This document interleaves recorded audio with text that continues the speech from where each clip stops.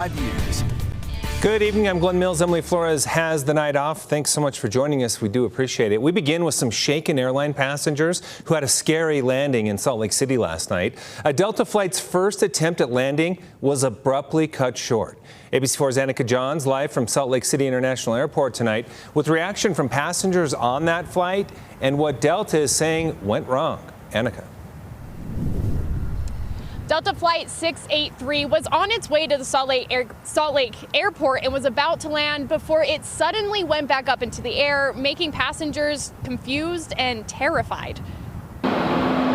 I'd seen a story, within the last several weeks about a near miss at one of our domestic airports. And I remember thinking oh man, that's gotta be so scary. I'm glad that Salt Lake is not one of these super crowded airports where that's something you have to worry about. And now here it is. And presumably that's what happened. Delta Flight 683 was flying to Salt Lake from the Reagan National Airport in Virginia. Passengers described the flight's descent into Utah as bumpy from turbulence, and because of this, they were excited to touch down. Until they didn't. We passed I-215, we passed all the warehouses, we were about to land, and right before they impacted the ground, all of a sudden the engines rev and we climbed back up pretty quick, pretty steep. ABC4 News spoke with a Delta Airlines representative who says that the flight reascended after its initial attempt to land due to a runway reconfiguration caused by wind shear, which means that there is a change in wind speed and its direction, affecting where it's safest for planes to land. They did say that the plane was able to land safely shortly after and that they apologize for any discomfort this may have caused passengers. Meredith, a passenger on the flight, has asked to remain off camera, but says that those on the plane were just in shock. It was an instant. We all went, I think, from okay, it was a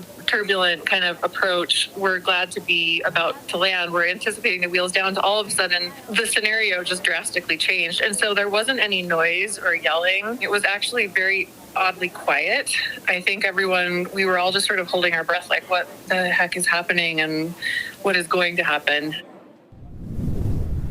Meredith continued saying that they weren't made aware of why they had reascended until they had reached about cloud level. She also said that the pilots did seem a little rattled once the plane landed, but everybody else was in good spirits. We've also reached out to the FAA, who responded back to us saying that the cause of the reascension was a SkyWest Airlines flight that was still in the same runway that this Delta flight was trying to get into. Reporting live from the Salt Lake International Airport, Annika Johns, ABC4 News. Annika, thank you.